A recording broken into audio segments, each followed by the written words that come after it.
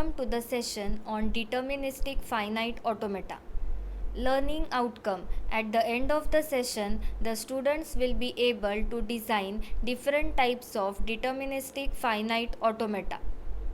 Before going towards DFA, a short introduction on what is language. Language is nothing but the collection of strings. Languages are of two types, finite language and infinite language. Suppose I give you strings of length 2 over the alphabet with symbols A, B. So we can form four such strings A, B, and BB. So they will come under the language L1, which is a finite language. If we are asked to find out the strings having at least one A over the alphabet with symbols A, B, so we can generate strings like A, double A B, triple A B, ABB, etc. So as the number of strings generated are infinite, the language L2 will be termed as an infinite language. The question is, if a string is given to us, how to know whether it is a part of a language or not? So the students can pause the video and think about it. One of the answer is we can store the strings belonging to the language in the memory, and then any new string coming will be matched with all these strings. But this is possible only in case of finite languages. In case of infinite languages, we cannot match all the strings with the strings that are formed because we can form infinite number of strings. Hence, the reason or the answer for this is automata. Automata is a model or machine to find out whether a given string is the part of a language or not. So finite automata is used to recognize patterns. It takes the string of symbol as input and changes its state accordingly. When the desired symbol is found, then the transition occurs. At the time of transition, the automata can either move to the next state or stay in the same state. Finite automata have two states, accept state or reject state. When the input string is processed successfully and the automata reached its final state, then it will accept. Applications of finite automata. Finite automata is used for solving common types of computer algorithms. It can also be used in design of digital circuits, string matching, communication protocols, and lexical analyzers. The finite automata, or also called as finite state machine, is of two types, finite automata with output and finite automata without output. Under the category of finite automata with output, we are having the Moore machine and the Mealy machine. The category of finite automata without output, we are having DFA, that is deterministic finite automata, NFA, that is non-deterministic finite automata, and epsilon NFA, that is a non-deterministic finite automata with epsilon moves. Moving towards what is deterministic finite automata. So a deterministic finite automata is a quintuple considering having a set of 5 things: Q, sigma, delta, Q0 and F. Q is the set of states, sigma is the set of alphabets, Q0 that belongs to the set Q is the initial state, F, that is the subset of Q, is the set of final states, and delta is the transition function, that is the cross product of Q and sigma to Q. Representation of DFA. Let the machine M be a deterministic finite automata. So it is containing the 5 symbols Q, sigma, delta, Q0 and F. Now here we are taking two states, Q0 and Q1. The symbols in the alphabet are 0 and 1. Q0 is the initial state and Q1 is the final state. Now the delta, that is the transition function, is as given below. Delta of Q0, 0 is equal to 0. It means that if input 0 is given to the Q0 state, it is going to reach the Q0 state only. Delta of Q0, 1 is equal to Q1. That means if one input is given to the state Q0, it is going to move to the Q1 state. delta of q1 comma 0 is equal to q1. If input 0 is given to the q1 state, it is going to remain in the q1 state. If input 1 is given to q1, then it is going to move to the q0 state. So now we are going to draw the state transition table and the state transition diagram. So the state transition table, horizontally we are writing the symbols and vertically we are writing down the states. So Q0 is the initial and Q1 is the final state. So if input 0 is given to Q0, it is going to remain in Q0. If 1 input is given to Q0, it is going to move to the Q1 state. Same way, if 0 input is given to Q1, it is going to remain in the Q1 state. If 1 input is given to Q1, it is going to move towards the Q0 state. Now before drawing the state transition diagram, we will see some conventions for drawing it. So whenever you are marking the starting symbol, it will represent a circle and an arrow before it, that is the starting state.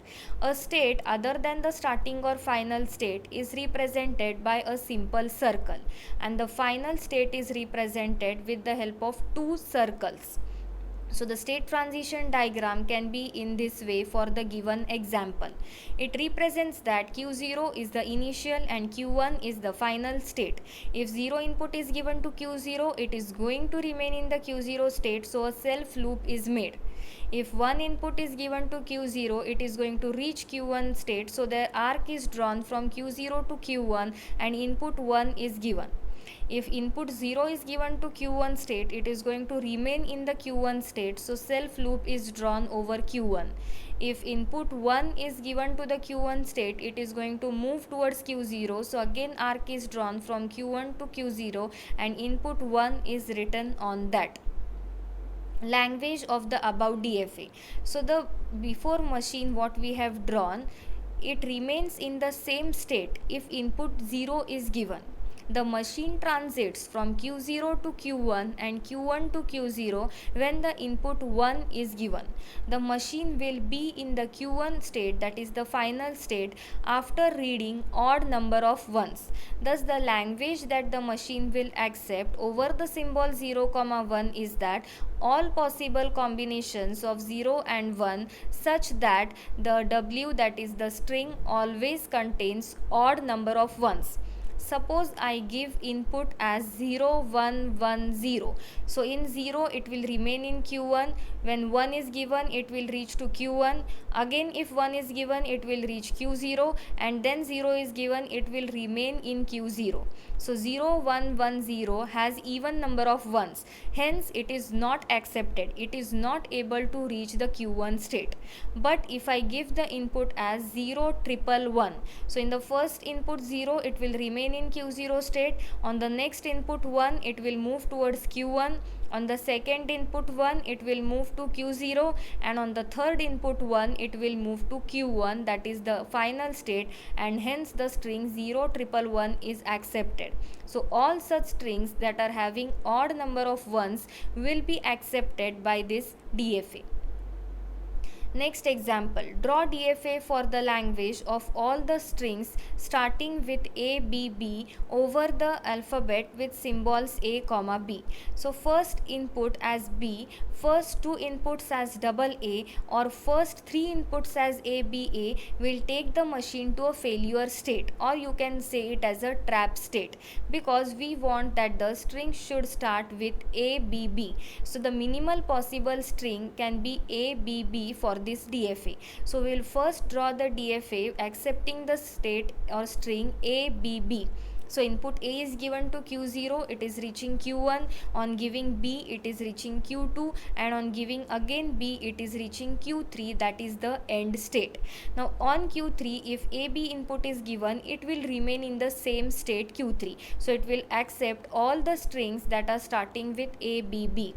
Now if input B is given at Q0 or A is given at Q1 or A is given at Q2, it will not make the strings start with A, B, B, and that is why we are trapping these symbols in a Q4, which is known as the trap state. So the state transition table will be horizontally we are writing the symbols, vertically we are writing the states. So on giving input A to Q0 we are reaching Q1 state, on giving input B to Q0 we are reaching the Q4 state, and similarly the next transitions are written in the transition table. Next example, design DFA for a language of strings 0 and 1 that is ending with 1 0. So the students can pause the video for few minutes and draw the DFA, that is the state transition diagram, as well as the state transition table for this question. So beginning with the state transition diagram, we want that the string should be always ending with 1 0. So the minimal possible string that is ending with 1 0 is 1 0 itself. So we will draw the DFA for the string 1 0 and then fill the rest of the blanks. So input 1 given to Q0, it is reaching Q1. Input 0 given to Q1, it is reaching Q2, which is the final state. So the minimal possible string 1 0 is accepted by the DFA.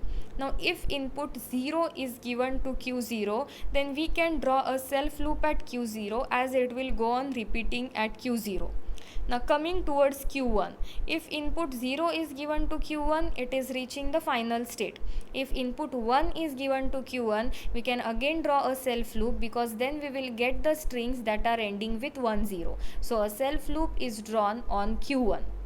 Now at Q2, if input 1 is given, then we will take it back to the Q1 state so that it can end with 1 0.